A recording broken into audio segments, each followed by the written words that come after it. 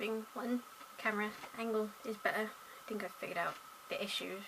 If I haven't and it's still crap, then obviously I haven't figured out the issue. I'm hoping that this is going up when I want it to, but I don't know. I guess you'll be the judge of that.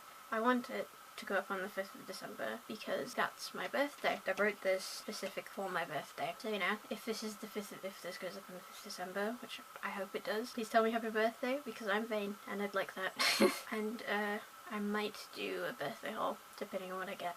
Probably not, but I might. I'm hoping the reading wrap-up will probably go up before this, so by then I probably should at very least figure out the camera problem. It is the week before birthday, actually a week tomorrow it'll be my birthday, and I will be turning 18, which you can probably guess, a bit weird. And basically, what I've written in this poem, also called 18, I wrote it throughout the year. Basically, it's just my feelings towards turning 18. If it doesn't make sense, I wrote this periodically throughout the year, so it might be a bit disjointed. But at the end of the day, the poem is for me and expressing my feelings towards it. This is arguably the longest poem I've ever written, so I don't know how long this video is going to be, but yeah, here we go. This year I'll turn 18, which is honestly still hard for me to believe.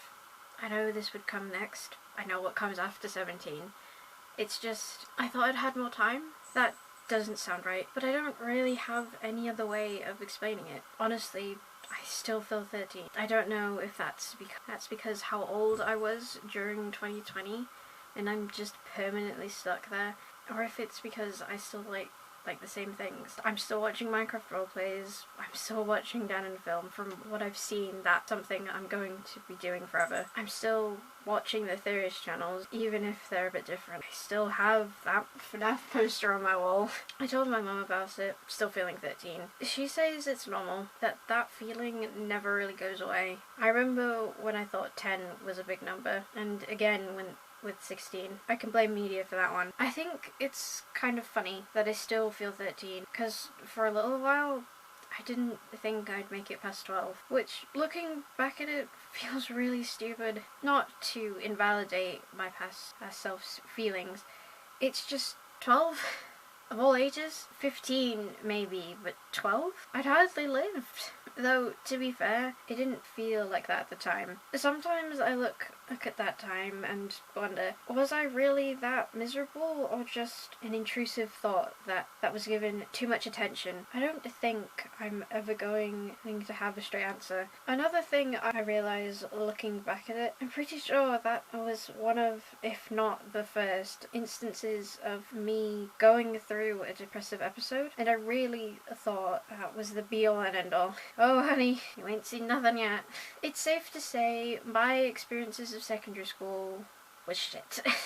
Don't get me wrong, I had great, if not slightly toxic, I mean, come on, we were teenagers, and amazing teachers. I'd like to formally apologise to them for our behaviour. It was everyone else who was the issue. I suppose it's to be expected that the trans queer kid gets bullied. Tale is all this time, right? Though, to be fair, no one gave two shits about me being bi, so that's something at least. I remember my sociology teacher / former tutor, he was both, saying, we are the most progressive generation. And I know we are statistically, but how can you say something like that with all the casual transphobia the majority of the student body possesses? I wrote this in a really bad colour pen. I got called a tranny 2 weeks after coming out, and after telling my teacher to this, they did nothing. People, mainly boys, started barking at me because of the name I chose, and when I tried to change it again, I was told I couldn't. Maybe I'm getting off topic. What does this have to do with turning 18? I think this has to do with everything. These are the experiences I'm taking into adulthood. These are the things I'm going to be thinking about the next time I interact with a person. When I was 11, I got my first report card. I don't remember much about it. I don't remember anything about it really. The only thing I remember is that the teacher described me as shy because I didn't really talk to other people in the class. I wasn't shy. I had just gotten it into my head that no one liked me, and my very presence was an inconvenience to them at the age of 11. I don't know if that says more about me or the rest of the year. That feeling of being a burden and inconvenience stayed with me all throughout secondary, to the point that on one occasion, I actually got in trouble because of it. We needed to pick partners in drama, and I refused because I didn't want to inconvenience anyone. The teacher made me sit out. It still affects me today. I constantly hold myself back from making new connections due to feeling like this, and I'm scared. Scared that these experiences, he says, will affect me for the rest of my life. I'll never be able to take a proper compliment without second guessing. But ultimately, there's nothing I can do about that, which I guess is really sad. At the very least, it's not my fault. This is probably one of the most disjointed poems I've ever written. Sorry about that. In my defense, I wrote this throughout the year, most of the time with months between each passage. I did that on purpose because I wanted to encapsulate my feelings as they were happening, because society puts so much pressure on 18, so a lot of us came to dread it. At least I know I did. But ultimately, 18 is just a number. Besides becoming an adult, all it is a passage of time, a day for people to give you gifts, a day closest to death.